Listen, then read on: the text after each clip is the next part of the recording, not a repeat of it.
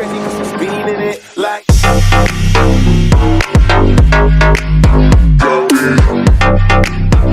Hey everybody, Michael here. Welcome back to another podcast, and today's podcast is a very different one because for the first time I am here joined with someone very, very special. He's a very special guest. I am very privileged and honored to have him here today, and the show itself is something new that we're going to start doing from now on.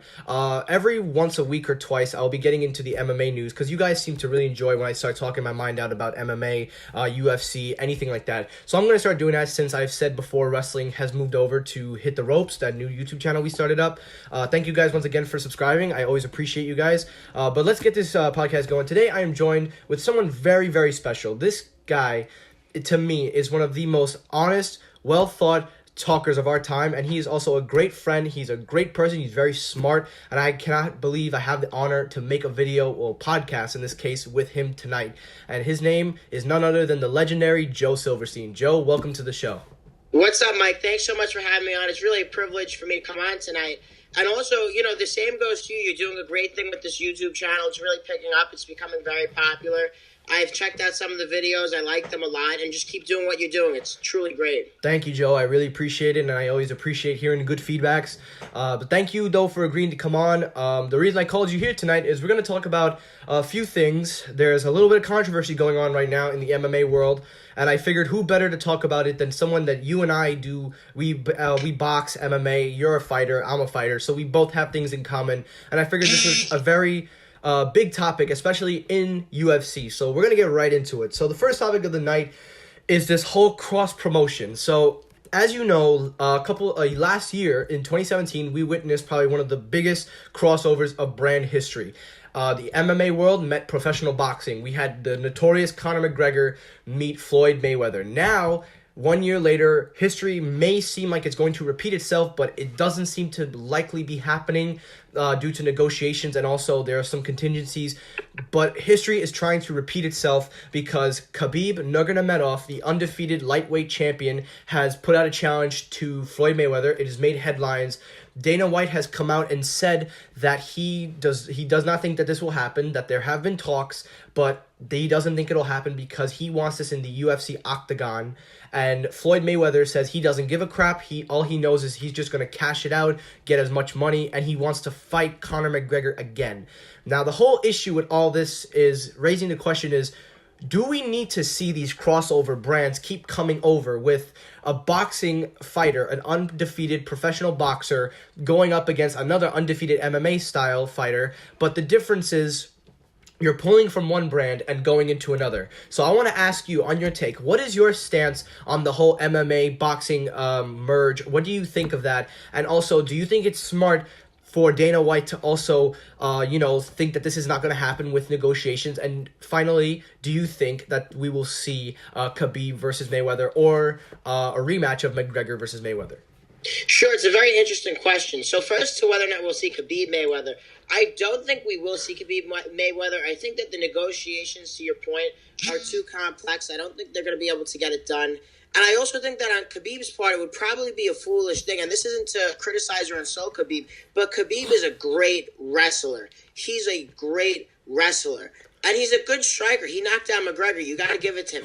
But Floyd Mayweather is a specialist. We saw it with Conor McGregor. My favorite fighter is Conor McGregor. Same here. You know how it is. But when he stepped into the boxing room with Mayweather, you saw what happens when a specialist in one element of the sport fights an all-around fighter. Now, in a real fight, Khabib would just destroy Mayweather. Conor would just destroy Mayweather. But in the boxing ring, I don't think it's smart for the MMA fighters to keep going over there. I get why they do, because they're making a lot of money, Mike. I do totally understand that. But that being said, in terms of what it does for the sport of mixed martial arts, I don't think it's the best thing. Now, to your second question, I think that, honestly, I think that Dana White wants to see the fight happen in the UFC for a reason. It's more money for the UFC if it happens in the UFC, and I think it would be more beneficial on a variety of levels if it did happen in the UFC. I think what's most likely, what we're going to see happen with these two, I think Khabib is probably going to fight either GSP or Ferguson next, and I think that Conor, I don't know who Conor's going to fight next, but if I were Conor, I would want to fight either Diaz in the trilogy or Kevin Lee, because Kevin Lee would be a nice tune-up fight for Conor McGregor. Yeah, well, here's my stance on that. I agree with you. I think that they should not be going over and, like, trying to do boxing, especially with a guy like Floyd Mayweather. Mayweather is 50-0, and Conor really, I mean, when he stepped in, we both saw. The first 3 rounds, he had it. But then after that, you can see he was not made to go past 5 rounds and after. He was only made for MMA. And yes, to your point, yes, Khabib is a grappler. He is a specialist at wrestling. He wrestled a baby bear at a young age, so it shows that Khabib has the talent to wrestle. And yes, as much as I was rooting for Conor that night against Khabib, I have to admit where respect is due. Khabib had the fight, and I give it to him. Now, I agree with Dana White, because I think, the fight isn't going to happen, because Mayweather doesn't want to risk his 50-0 legacy when he goes into an MMA octagon to lose money.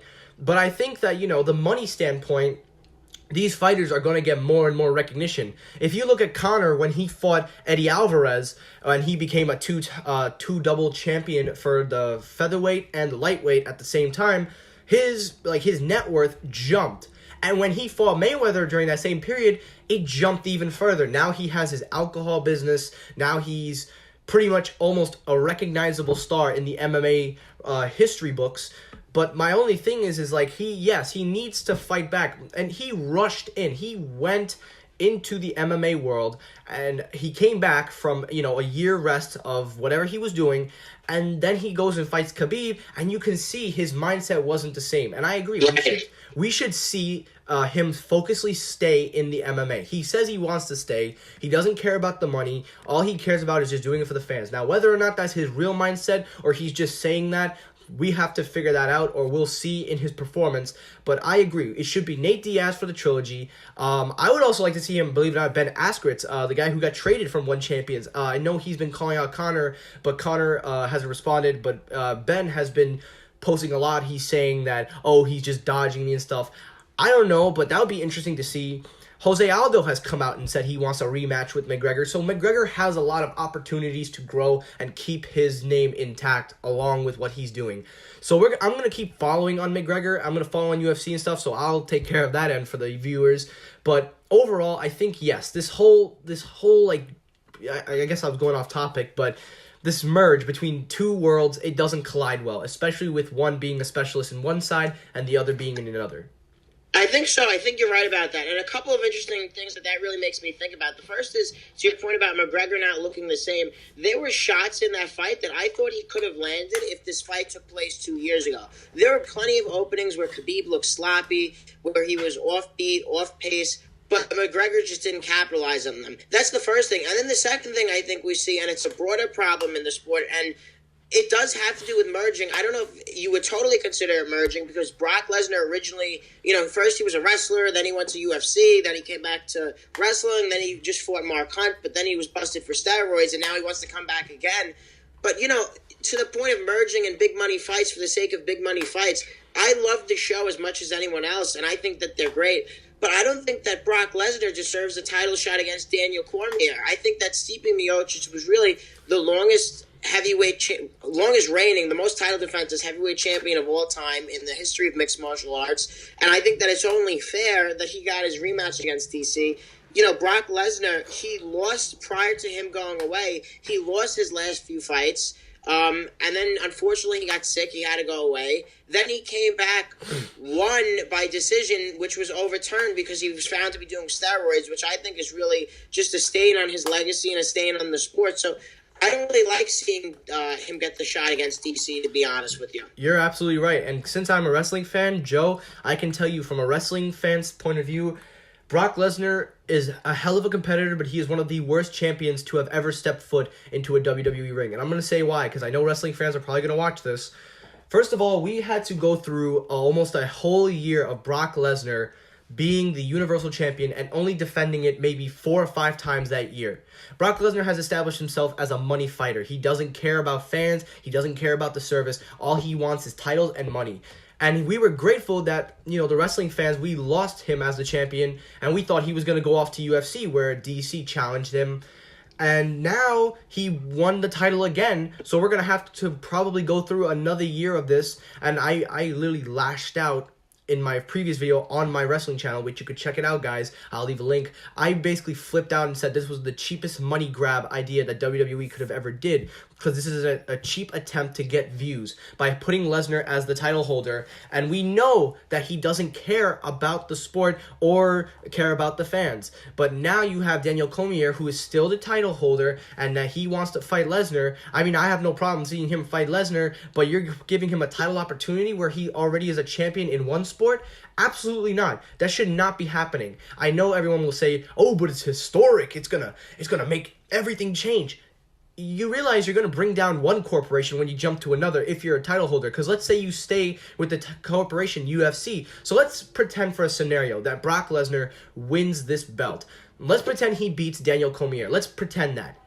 He is also the Universal Champion at WWE. What is he going to do? Is he going to stay in UFC and keep defending and keep that WWE belt around his waist and never one step foot in that organization? Absolutely not. You cannot do that. You can't jump to two different brands unless you really think you can do it. But in this case, Brock Lesnar has proven he does not care. And if you watch any of the wrestling, Joe, you will see his demeanor. It's not just scripting. It is also just personal. He only appears in wrestling if the money's right and if the place is right. His contract has proven it, and his demeanor and everything that he stands for proves it. So, well, it's a very interesting thing you say, Mike. I don't follow it as much as I used to. I used to really follow professional wrestling all the time, but I still do keep up with it a little bit. I follow it on Twitter when it's trending. You know, I know Ronda Rousey's over there now, and I know that Brock just won back the big title in, what was it, Saudi Arabia, which was controversial in itself. But don't even get me started, Joe. Not to even get into that, because that's a whole conversation. That is a whole conversation, indeed. Certainly, as it relates to the concept of the two titles in two different companies, if I were WWE, I would be eager to get the belt off of Brock as fast as possible. Not just because he's part-time, but chances are, and I'm not saying this as someone, I don't even dislike Brock Lesnar. I'm saying this as someone who's an objective analyst in this situation. Mm-hmm. Brock Lesnar is going to get his clock cleaned by Daniel Cormier. Daniel Cormier is a much better wrestler than Brock. He's exponentially better as a striker. There's no competition whatsoever. So he's going to get knocked out and finished within 3 rounds. If I were Vince McMahon, I would want the WWE belt off of Brock as fast as possible, because all you want is your quote-unquote champion in pro wrestling, which, as we know, is sports entertainment. It's a work, to go and get owned and destroyed in a real fight. And I don't think that's a good thing for WWE. I think the best thing that he could do is drop the title as fast as possible.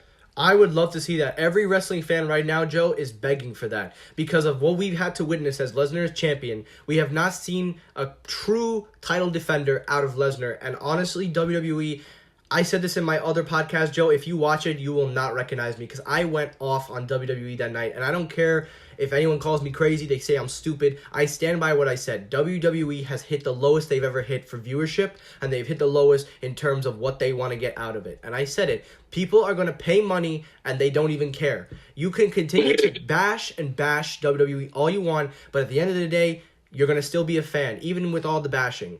And Lesnar is still our champion. I can't believe I just said that. I know, it's crazy. It's crazy. And with WWE, with the viewership, because I have heard it's been low. And, me, I never thought I would stop watching on a regular basis, and I did. And now as somebody who's getting a little bit older, as somebody who's looking at, I'm working and I'm looking to possibly invest some money, I was considering buying stocks in WWE because I saw they're going really low right now. Now, I'm not giving anyone financial advice. I'm just saying if you look at the stock for WWE, it's been going downward. But then I looked at the ratings and I looked at the product they're putting out. And even at the low it's at now, I was afraid to buy the stock because I think it's going to keep going down because I don't see ratings going up anytime soon, with potential exception to the Fox deal that they just signed with SmackDown. But again, I don't want to go too much into pro wrestling because I know we're here to talk about UFC. Yeah. But yeah, you get where I'm going. I thought exactly the same way. I thought of investing in WWE, but after seeing what they're doing, I'm starting to distance myself away from WWE. So that's all I'm going to say on that. Let's keep it going with the MMA. The next up, so this historic trade, the UFC trade and the One Championship trade. I'm pretty sure you've heard about it. Yes. I want to ask you, this trade is a first time for anything. And I think that it is it's a significant trade. I believe that Askren and Demetrius Johnson. This trade is not only opening the doors to many other possibilities of trades that the sports can do, but now you have a trade just like you do with the NFL, the NBA, and now that MMA is finally doing it. What is your take on this? And let me ask you a question. Ben Askren's vacant belt in One Champion. I know there is a main event going on for that, but would you be surprised if who is that guy that got traded again? Demetrius Johnson. Would you be surprised if Demetrius actually went and tried to get that belt? You know something? I don't know enough about Ben to really make a comment on that. I think, isn't he a few weight classes above Demetrius? I think so. Yeah, I think he's in. He is. I believe Ben is in middleweight.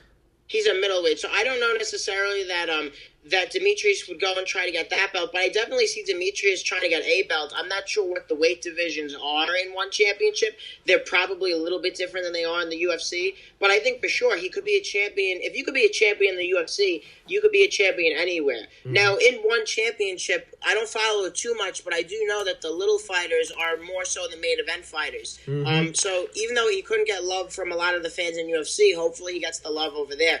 As it relates to Ben, I would love to see him fight Darren Till. Darren Till's been calling him out, and Darren Till just fought for the belt, and unfortunately, he got caught with a really bad punch, and it dropped him, and he got finished from there.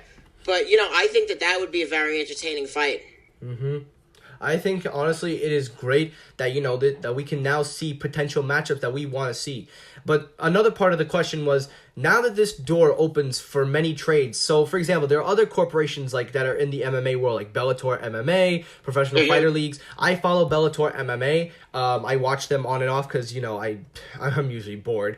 But now that this trade has gone down, and now that we're starting to see that trades are happening in MMA, what do you make of this now? Is this probably one of the better routes that MMA career fighters could take if, let's say, they've completed in a roster, like they've fought everybody, they've done everything they could do, now you want to trade them on and move them on? What do you think of it? Yeah, I think it is, to be honest with you. I think it opens a lot of doors for a lot of different trades. I think it opens a lot of doors for a lot of potential great fights. I mean, we should all keep our eyes closely on the Chuck Liddell and Tito Ortiz fight. Do not count out Chuck Liddell. Yes, he's proven in his later career to be a little bit chinny, but he's still an animal with strikes. He still has knockout power. And Tito, too, you know, up until recently, Tito's been fighting as well. So it's a very interesting situation as it relates to what Oscar De La Hoya is trying to do with that. And with Bellator, it leads to the potential for a lot of crossover fights and a lot of trades.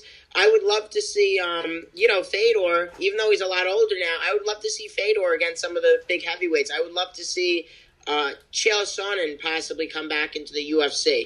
You know, and more so than the stars that we all know, because we do know that they're older, and even though they're dream fights, they may not all be the same fighters they once were. But also, there's a lot of young talent signed to Bellator right now that would do very well in the UFC.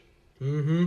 I agree with you 100%. I think this will open up many doors, and I think that this will lead to many possibly great things that could come for all the brands. Because if you carry over one superstar to another, or let's say you want to trade and move guys up, build their career up, this is a better way to do it, and I think that this is great. So I'm hoping and looking forward to see what we do. We've got two more things to talk about, and then I guess we gotta go. The next one up is, let me pull it up right here. Interesting. Okay. So UFC 232. John Jones versus Alexander Gustafsson. Yes. Please don't grill me in the comment section about saying Gustafsson's last name. It's a tough name to say. It is a tough name.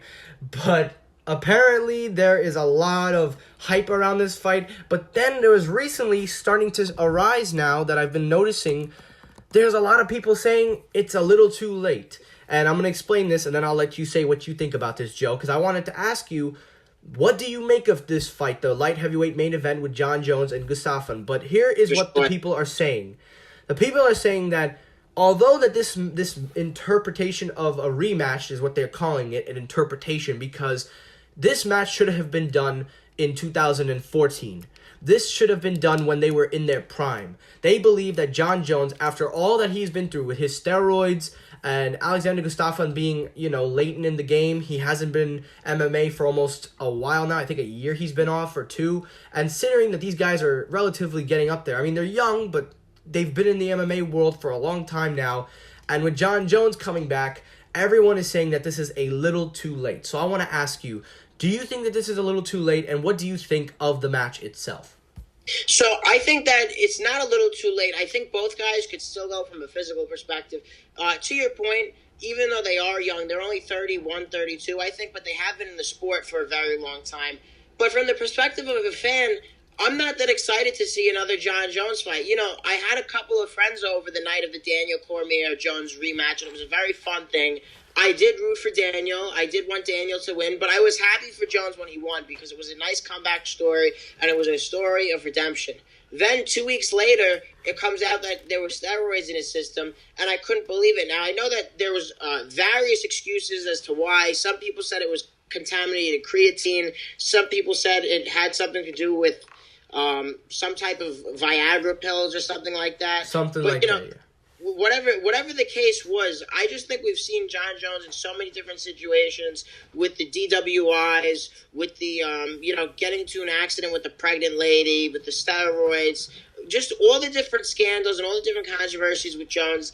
I don't think he's a true champion. I think it's a shame because he really was. I think Dana White hypes him up a little bit too much. I think he's a little untested to call him the greatest of all time because most of his big wins happened at a time before the light heavyweight division was really fully developed. You have to keep that in mind. These divisions are getting more and more competitive as the years go on. Look at Ronda Rousey and Amanda Nunes. Ronda Rousey was untouchable at one point until Nunes came in and smoked her in 40 seconds. You know, so, I mean, it's a very interesting situation. Was it Nunes or was it Holly Holmes?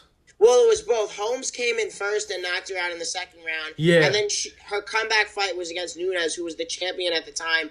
And in Nunes, it was just a very lopsided main event. That was a really, yeah. You know, but so, I mean, to your question about John Jones, the best of luck to him. I think that he's a little old, not necessarily for this fight, but I think going forward, I don't really give him more than another 3 years at best in the octagon competing. Mm-hmm. It's a young man's sport. Yeah, and if you look at guys like Khabib, McGregor, and then you look at Daniel Cormier, even though he's a veteran, he's a two-weight champion. So, yeah, for sure. Well, that's the thing, right? That's a good point because, you know, to the point of Daniel Cormier, age doesn't always matter. And I'm all for the older fighter coming back and making a great fight. You know, that's a really great story, and it happens frequently. But with John Jones, it's just so hard to root for the guy. And I have rooted for him in the past. This isn't a John Jones hater. I used to be a fan of John Jones. But with everything we've seen him, you know, do, it is really hard to root for him. I believe so. And in terms, I know we haven't talked about Alexander Gustafsson, but where do you think his mindset is for this fight? Because I've watched the press conferences. I've seen what he said. He believes that he didn't lose that first time around and that this time around things will be different. He claims that John Jones had excuses because he didn't train too well. So where do you think his mindset is and what do you think of his position in going into this fight? You know, I think that his mindset is where it is. I think their mindset is all in a similar place in terms of going into the fight. All these championship levels fighters, they want to be the best in the world. But I think in terms of his actual skill, I think Jones is probably a better fighter than him, even though I like Alexander. I expect to see a John Jones victory, and I don't expect it to necessarily be a decision, although it can be. Mm-hmm. You know, so I really don't know. I really don't know. I just think that Jones will take the fight, to be honest with you. I don't think mindset really matters when he's going to get punched in the face. Gotcha. And now we've come to the main event, the last topic of the show. And I think that this one is a very serious one when I take this in all consideration. Not saying serious like, you know, it's controversial, but I take this very, very seriously. Right. Now, Joe, you and I are both fighters. We train. We work hard. We do like just everybody. I don't know if you do boxing and MMA together. I used to do Taekwondo for 4 years, then kickboxing, and now I box at DeMarco's Boxing Club. Yeah, I'm finishing Taekwondo this month. I'll be getting my black belt, and then I will start to Jiu-Jitsu, and then I'll be going into Kung Fu, the traditional old time. I want to learn more. But there is one thing I've learned in the game. When you're fighting, and I debuted yesterday in my first ever sparring at the UFC gym. It was the first time for me, and I'm going to continue going with it. Right now, what happened? Very nice, very good. Thank you, man. Did you win? Did you kick ass? Oh, you bet your top dollar. I kicked him out in the second round. It was a tough fight. I got to give credit to where credit's due. Jose, that was my competitor's name. I give him credit where credit's due. He had some tough body shots. My ribs are still hurting. My stomach is still killing me.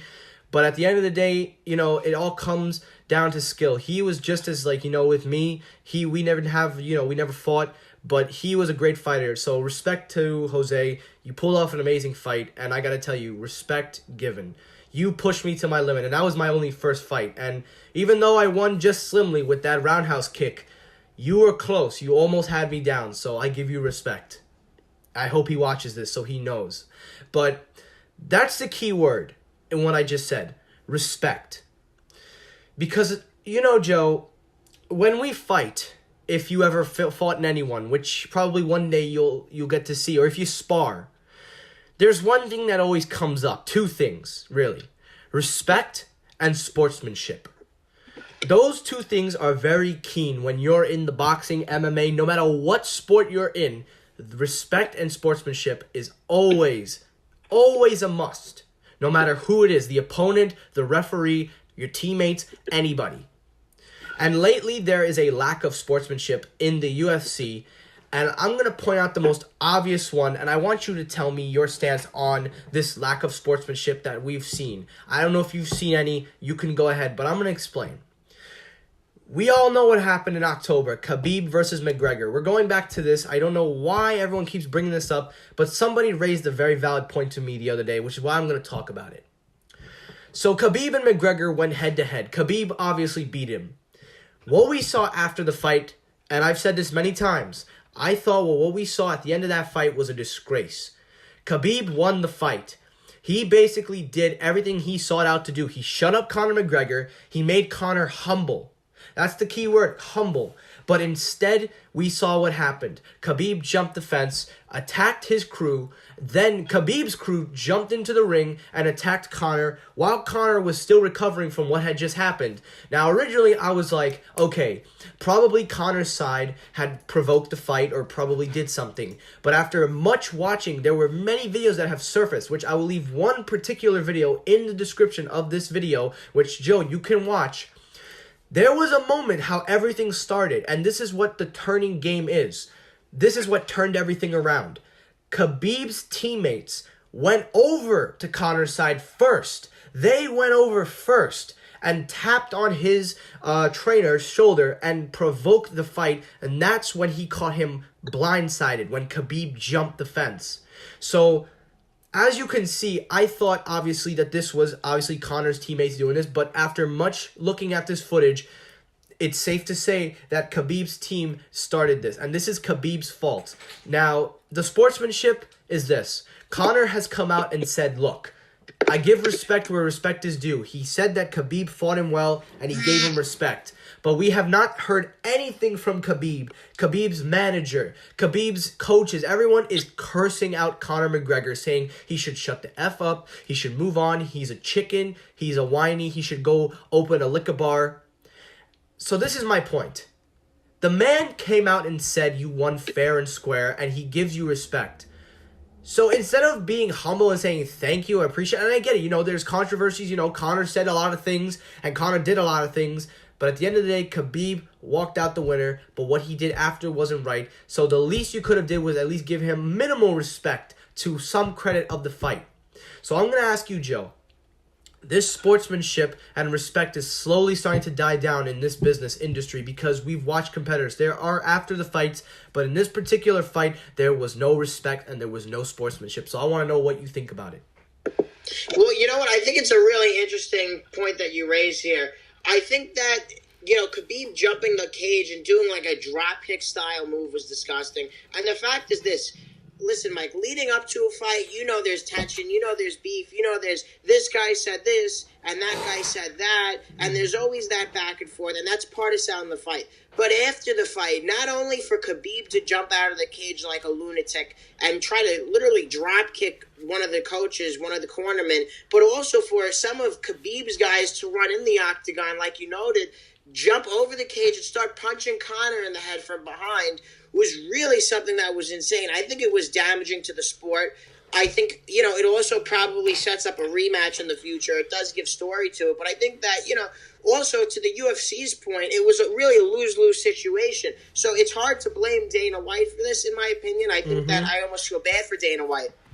And I'll tell you why. Because with Dana, you're in a situation where Conor originally threw the dollar through the bus, which I think, to be honest with you, I think that was somewhat staged by Conor in the sense that he wanted to go there, yes, to defend his teammate, but also probably to sell the fight, to hype up the fight. And I think he never intended on it going that far, but it just naturally went that far because the hatred the two men for each other had, the real-life animosity, it really took over from there. And I think that's a really legitimate point.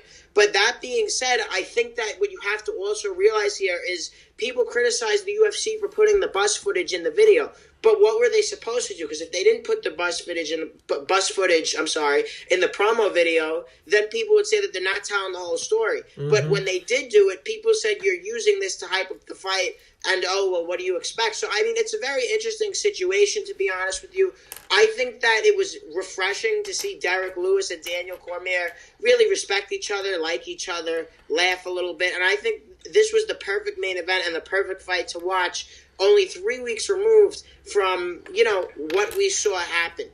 I think that's really how I look at it. I think that too. You're right, absolutely, 100%. Because it's a refresh. Because we just came off of something that was probably the lowest point, personally, in what could have been a even worse situation. Now, I've talked many, many times about how Khabib should admit, I get it, Khabib wants to defend his religion, he wants to defend his honor, but you did everything, you did all that. And the way you did that, Khabib, was simple. You basically beat Conor McGregor.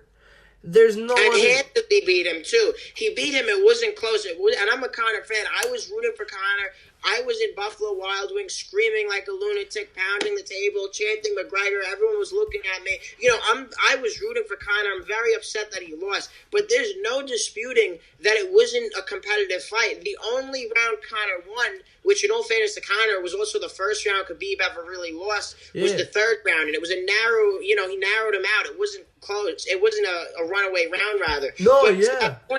To the point also, Khabib even knocked McGregor down. McGregor was supposed to have the stand-up.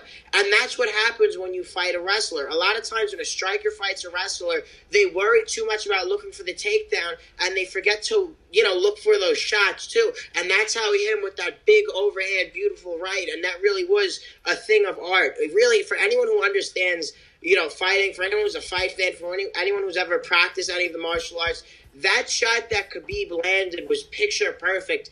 And Conor did a good job getting to his feet and fighting back. But the point is this. They had their fight. They had their go. It was over. And Khabib also looked like he spit on him after the fight as well. I don't know if you saw that. I saw that. I was, something? I'm glad you brought that up. I thought I was the only one that saw that in that bar. Because I was in Dave & Buster's when we watched this. Just like, I was like you. I was screaming, ole, ole, ole. I was doing all that stuff. People were looking at me. They're like, what are you doing? But as soon as I noticed, as soon as he got off of him, and he basically didn't want to let go of him, I noticed I saw something come out of his mouth. I'm like, you've got to be kidding me. This guy has no respect. He was about to kill him. And he grabbed his ears, too, like he was grabbing his head.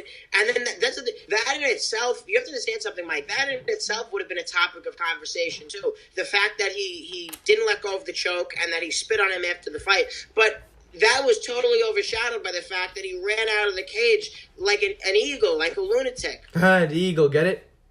Like the eagle that he says he is. Yeah, but yeah, you see, that's what I'm trying to bring up, Joe. Khabib did everything he could have for that fight. He did what he had to do. He defended, he won, and like you said, and we both agree, he won the fight, and it should have been over. Their beef should have ended, but instead they're carrying it out. It has now gotten to the point where Khabib does not want to attend the hearing. He does not want to attend. He says he will not go. He says he's innocent. He doesn't want to attend. And this is where I say, Khabib, you are making a big, big, big mistake. He has gone out and bashed the Nevada State Commission, saying you could give me a 10-year ban. I don't care. I'm like, dude, this is your career. This is your future. This is like, okay, he could go to another division, but if the Nevada State Athletic Commission does something severe to him, there's no way he could get around about it. It will you're right. That, and also, Mike, a very interesting point that we can't lose sight of here is the fact that the Nevada State Athletic Commission is not Dana White. It's not a private entity. This is a government regulating body. He has to be very careful in the way that he approaches this. If you look at the way Conor approached his charges from Brooklyn, when he threw the dolly through the bus, he was very respectful. He was very apologetic. He arrived at the court dates. He was quiet about it in public. And he played his cards right, and he got off basically with a slap on the wrist. Khabib could get that same thing, much lesser than that, because he's not on criminal prosecution here. No, but just in terms of in terms of the sanctions from the body, and in terms of the ban on how long he could fight, he could be back in the octagon within 6 months if he plays his cards right. But he has to play his cards right, unless he doesn't want that, which is possible. Yeah, I don't know what he wants. All I know is this.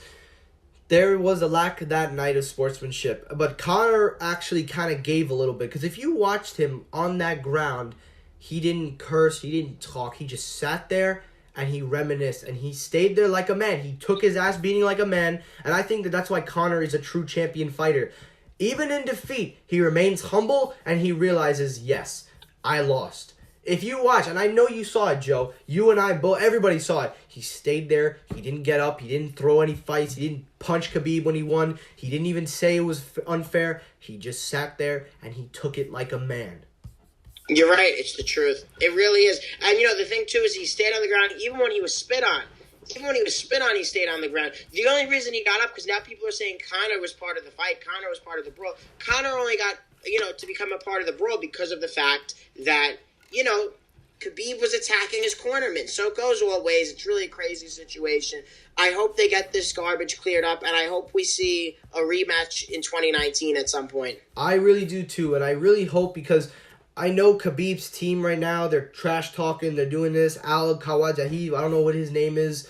His manager, he's basically just calling Conor names at this point. Like, this is just disgraceful. So, all I'm going to say on this thing, just move on and stop whining about it. We get it. Both guys did something wrong, but in the end, one of them typically didn't have no right. Because, again, Khabib did what he had to do. And Khabib came out, and all I can say is this. In order to achieve sportsmanship, you gotta, be humble and respectful. And that's what Conor did. He was respectful and humble. If you watch his Instagram post, he was humbled and he respected Khabib. I haven't seen one thing where Khabib has come out and praised Conor, even just a smudge. So, to that I say this. Khabib, if it weren't for McGregor to pump that fight up, if it wasn't for McGregor to basically make the fight big that it was, I don't think you would even be as big of a topic right now as you are now. That is all I gotta say. Very true. Couldn't agree more. And that's it. That's it for this episode. So, I think we talked everything we needed to do. So, I think we're going to wrap this up. So, listen, Joe, I just got to say this was a lot of fun. Thank you so much for coming on this. Normally when I talk wrestling with my friends, we get into it just like this. But I'm having more of a good time, especially with UFC, MMA, talking about the sport. And you're a great guy to talk to, so I want to thank you for coming on. And if you ever want to come back on the channel, you are more than welcome to. Everybody here, Joe has a podcast which airs every Sunday, but I believe you told me that you are completed with season 1, if I'm correct. Yeah, so it's a live radio show on AM 970. We just finished up season 1. We had a great season. We interviewed Anthony Scaramucci, UFC fighter Jimmy Rivera, actually too. John Katzmatidis, a lot of big people. And we're going to launch up season 2 sometime next month. But in the meantime, you can still go to the Joe Silverstein Show podcast on the Apple Podcast app or on Spotify or any of those, means to view podcasts, and you could check it out. Yes, I encourage you guys to, especially because there's nobody like Joe. He speaks his heart and mind out, and I got to say, for that, you've got much respect from here. Thanks so much, Mike, and I respect you too. I think you're doing a great job. I want you to keep it up, keep growing the fan base, and keep doing what you're doing because it's entertaining. All right. Thank you, Joe. Before we close out anything, Joe, if you want to speak to any of your viewers that are watching this right now, I'm going to leave the floor open to you. If you want to tell them anything, you want to tell anybody anything, go right ahead. The floor is yours. So I would just say subscribe to your YouTube channel. That's what everyone should do. Thank you, Joe. I appreciate that. But anyway, guys, once again, check him out, Joe Silverstein, the man of the hour. That's what I'm calling Joe, the man of the hour.